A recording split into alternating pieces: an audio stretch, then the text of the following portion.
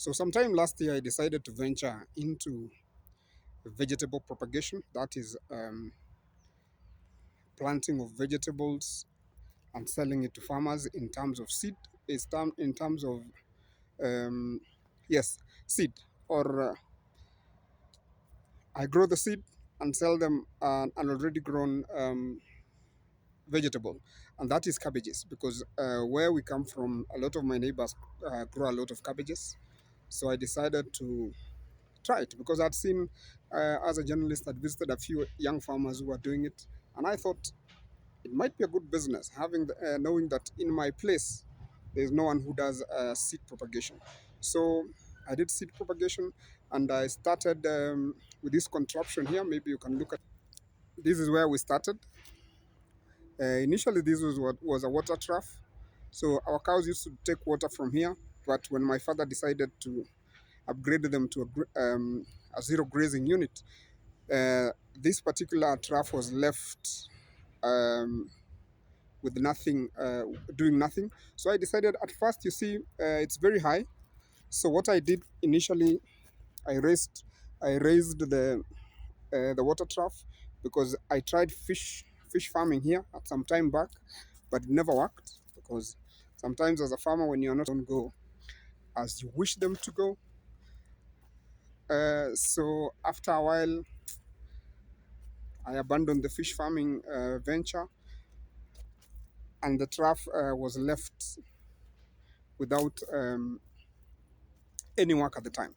So when I thought of going into vegetable propagation, so this particular contraption, or this trough, is where I started. So you see, it has a paper, this polythene paper. So this polythene paper is what I was using as my greenhouse. I was covering it to act as a greenhouse, but um, because I didn't know, I didn't have a lot of knowledge about vegetable propagation at the time. Things didn't go also as well as I thought. So I decided maybe it's time I visit someone who understands what vegetable, especially cabbage propagation, is all about. So I went all the way to Kericho County, or Litein in Kericho, where I met this young man calling himself Gideon Cheres. Gideon Cheres runs one of the best vegetable propagation in this country, if you may ask me if I can say that, because Gideon himself has perfected the art of vegetable propagation. And after going to Gideon, I realized I needed to improve and do things better. And that's when I get back, I decided to build this particular greenhouse here. So this one is where we plant our seeds, where we put the seeds to the ground, or not to the ground, because we use propagation trays. So the propagation trays we use has 200 pots or cells. So this is where we do it. You can see the other side, that was my dark room, because sometimes you need a dark room to ensure that your vegetables grow faster enough, especially when you put them in the trays. So we used that for a while, but it was constructed poorly. So the black paper, the black polythene disintegrated. So we need to redo it again. But for now, we are not even using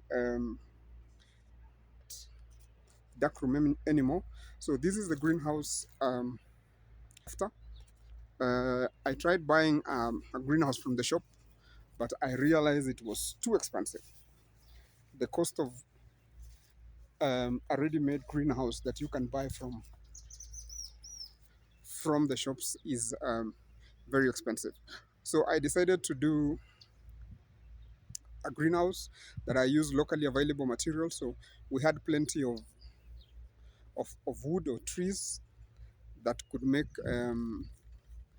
this greenhouse. So the only thing I bought was the upper polythene paper, the one you see on top. These others were donations from Eldama Ravine Roses. Aldama Roses had given uh, this polythene or this uh, greenhouse papers to my father, so who I borrowed from him. So I didn't incur a lot of cost. My cost came when it was building the frame itself, the frame of the greenhouse. So let me take you inside the greenhouse and you see what I'm talking about. So the frame of the greenhouse are these trees you see. So because we use locally available timber or wood or yes, that we could get our hands in, and then we covered with the polythene paper you see. But inside we used this insect net. We have an insect net on the inside part, and then the paper on the outside part, which acts as a deterrent to letting insects come into the greenhouse. So this is what we've managed. So before I show you the vegetables, this is what we were able to come up with, and it's been a journey. So when we started with that contraption I showed you outside there, or that small water trough that I used to use before, um, things didn't go as well as I'd initially said, because when we planted our vegetables on the trees, as you can see, this is our latest vegetables that we've just grown just recently, and they are ready to go to be planted, which we have a client who has already taken all these order you see here. So all of them have been booked, and they will be going to somebody's farm tomorrow morning. So today we just want to make sure they are doing well. We make sure that they are watered enough so that even if the farmer doesn't finish them tomorrow, they'll still be having enough water so that they don't wilt or start drying up. So for these vegetables, from the lesson I learned from Cheres and in his farm in Litein, the moment you remove these vegetables from the trees, they can stay as long as 1 week if you properly water them. So when the farmer takes them, he has 1 week to make sure that all of them are put to the ground and they are watered. So the journey has been a big learning curve. So this is our second big um, vegetable propagation. So the first one didn't go as well also because we lost a lot of it. So we lost more than half at the time. So even now we still lost a number, because what I've learned is one of my biggest nemesis at the moment is water.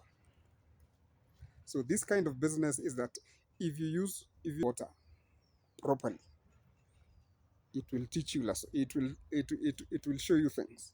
So if you put a lot of water, they become waterlogged and they die. If you also do very little water, you give it very little water, it also dies because you've starved it, and because now it is not outside where it can get some rain. If it rains, it can get some rainwater. So you need to be very careful with the watering. So too much water will kill it, will also kill it. So it's been it's been interesting. Let me show you a few that we lost, and you can see the trees. Um, those ones are the ones we lost because we put too little water at the time. So they dried, they germinated, and then we were wondering why they were not uh, growing, and we were putting water. So it means sometimes also when you put water, the planting matter we are using loses water very fast. So it was losing water. So we were thinking, we watered them in the morning. So what's the big deal? Come back in the evening, you find they have wilted, they are looking very bad. But what we can say is we've learned our lessons.